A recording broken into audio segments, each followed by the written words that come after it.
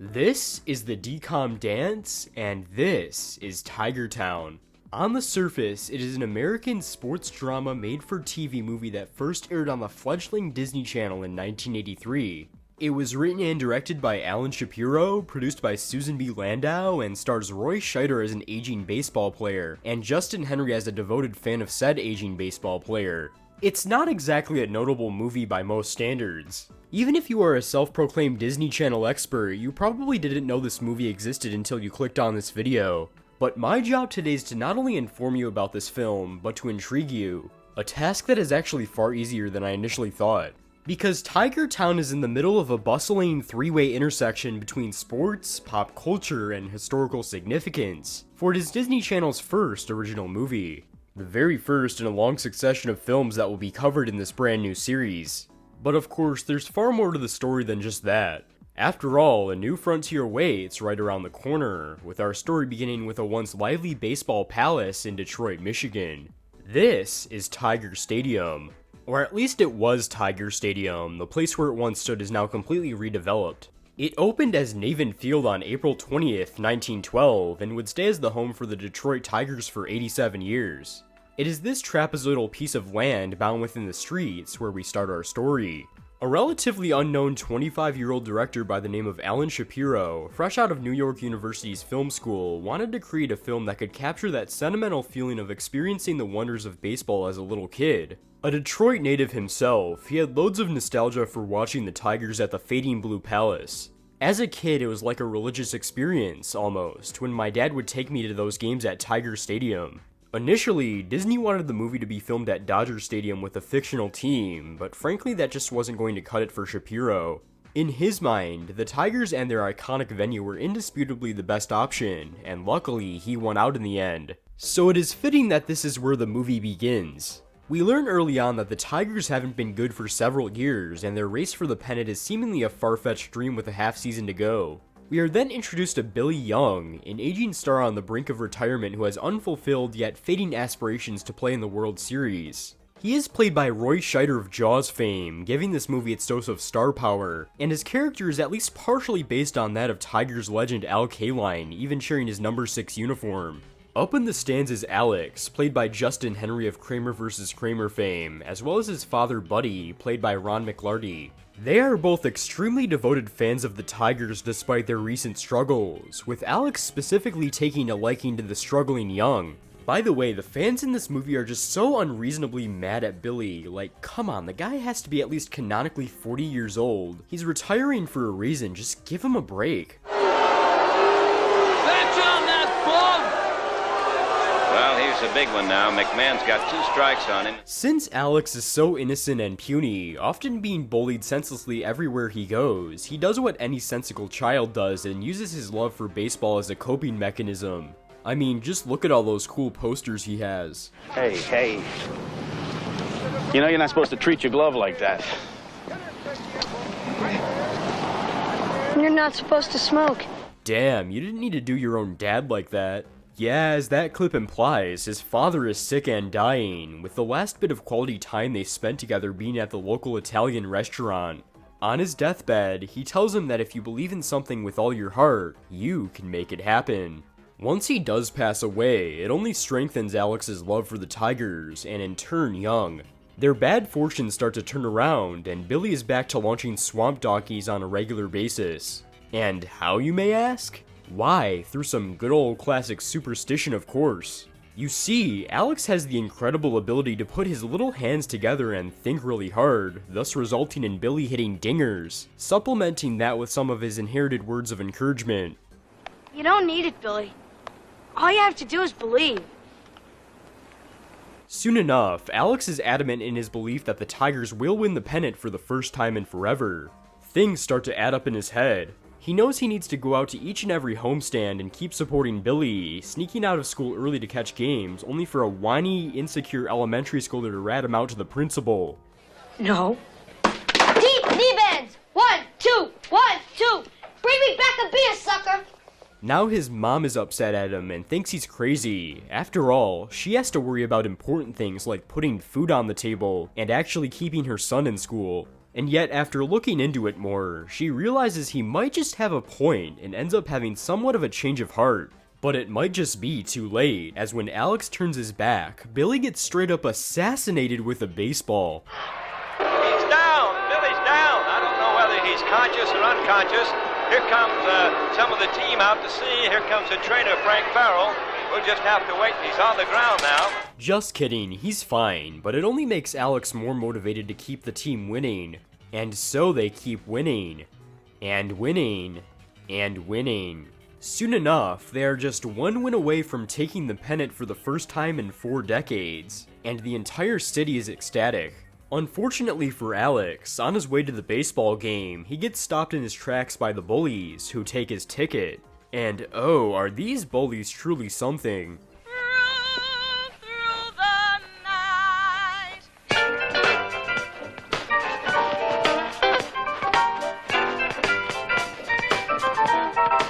Fun times. Luckily, he is able to escape after the principal sees the tomfoolery and needs to cause a disturbance of the peace to get to the game on time. Just as he gets to the stadium, Billy is up with the game on the line. He walks everyone off, and we get one of those slow motion sequences every baseball movie is legally required to have.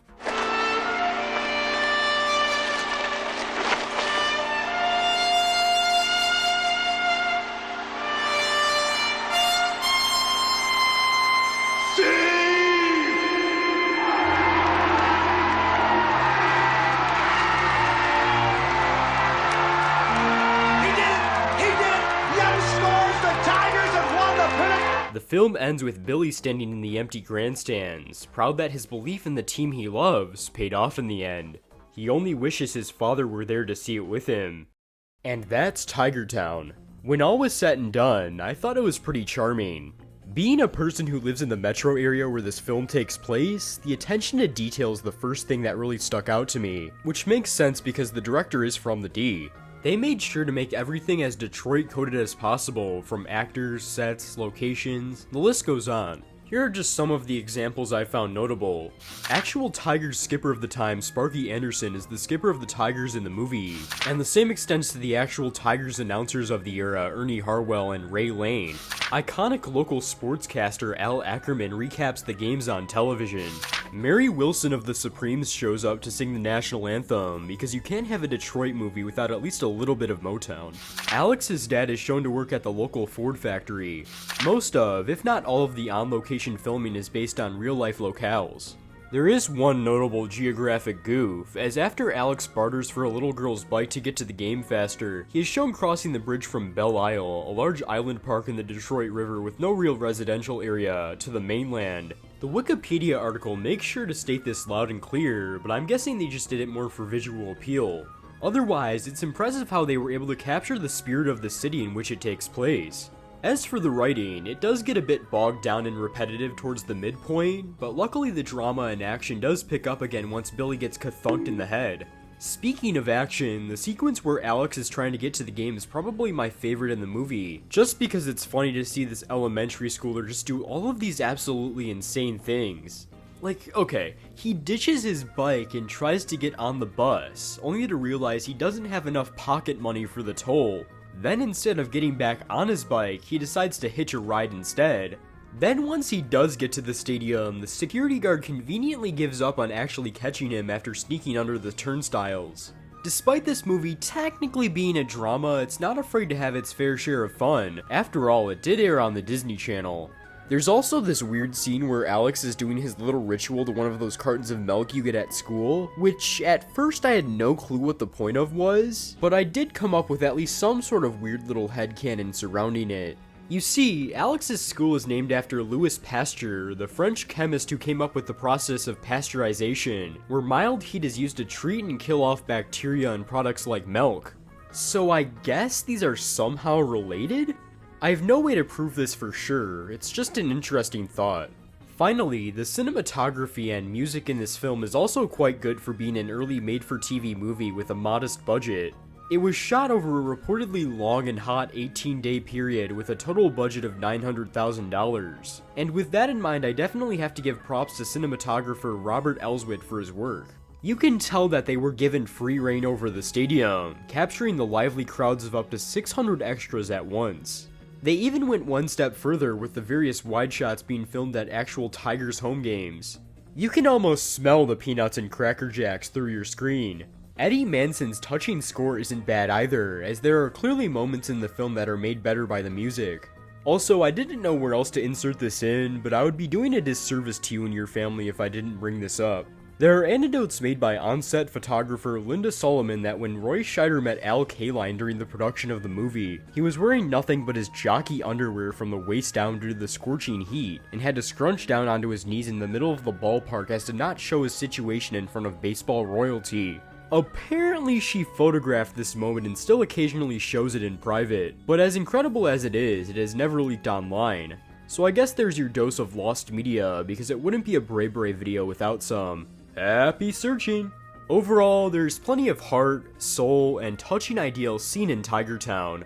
It's not perfect by any means, it does get pretty dry storytelling wise in some parts, but for what it is and what it's trying to accomplish, it sticks to the landing well enough. I'm probably biased considering I am a big baseball fan, especially for my hometown Tigers, so I would like to know how much value you got out of Tiger Town if you just aren't into sports. Seriously, go watch this movie if you aren't a huge sports person, which I'm certain is a lot of my audience, and come back here to comment what your thoughts of it are.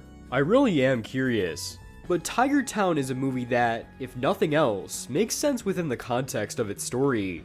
Baseball is a superstitious sport after all. We are taught to stick by our team even when the cards are against us. All we have the power to do as fans is believe, and maybe, just maybe, some miracle will happen. Tiger Town premiered on the Disney Channel on October 9th, 1983, less than 6 months after the network launch, to a relatively positive critical reception. It even won a Cable Ace Award for the Best Dramatic Film, although I'm not entirely sure if the competition even had a chance. This is a Disney-backed project after all, in a time where cable television was still a relatively new medium.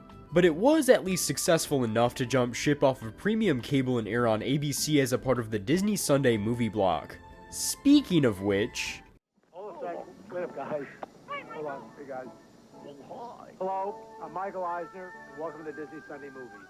When Mickey and Goofy heard that tonight's movie, Tiger Town, was about baseball, they stopped by the studio to give me some pointers on the game. Yeah, you knew he would come up at some point. Don't give me that look, you totally knew what you were in for. You can run, you can hide, but whatever you do, you can't escape Michael Eisner, president and CEO of the Walt Disney Company from 1984 to 2005. Anyways, there was even a brief theatrical release of Tiger Town in the Detroit area.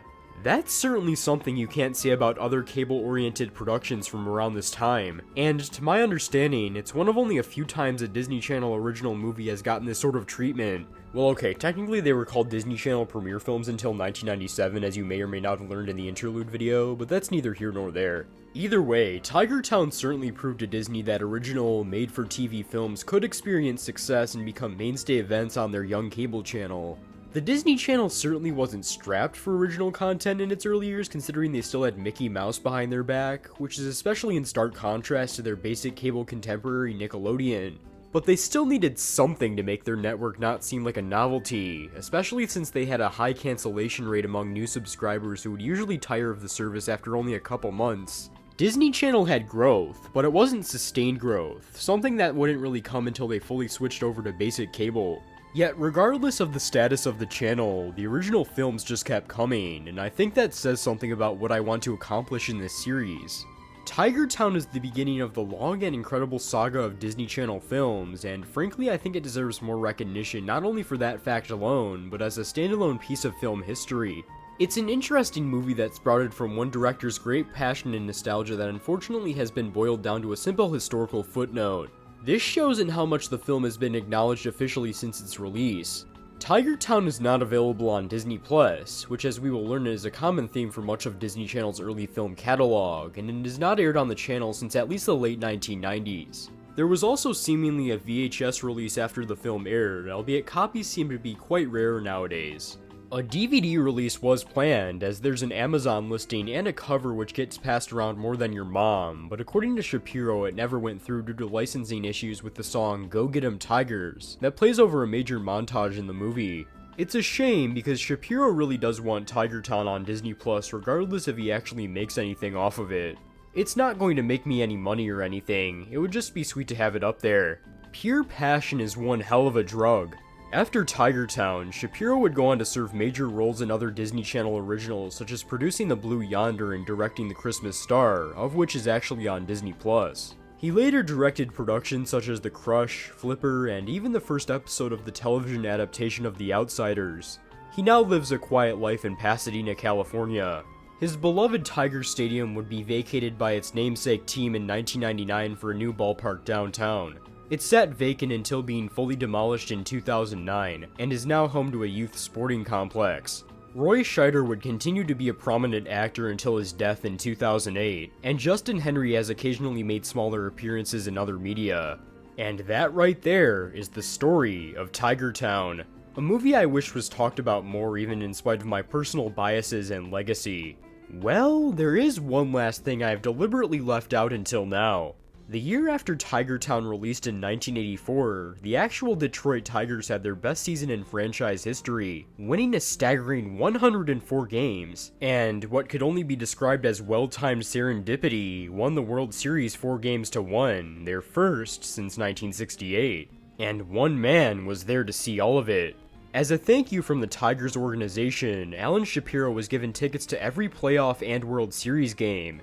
One could say he was up there in the stands, believing in the team he so dearly loves.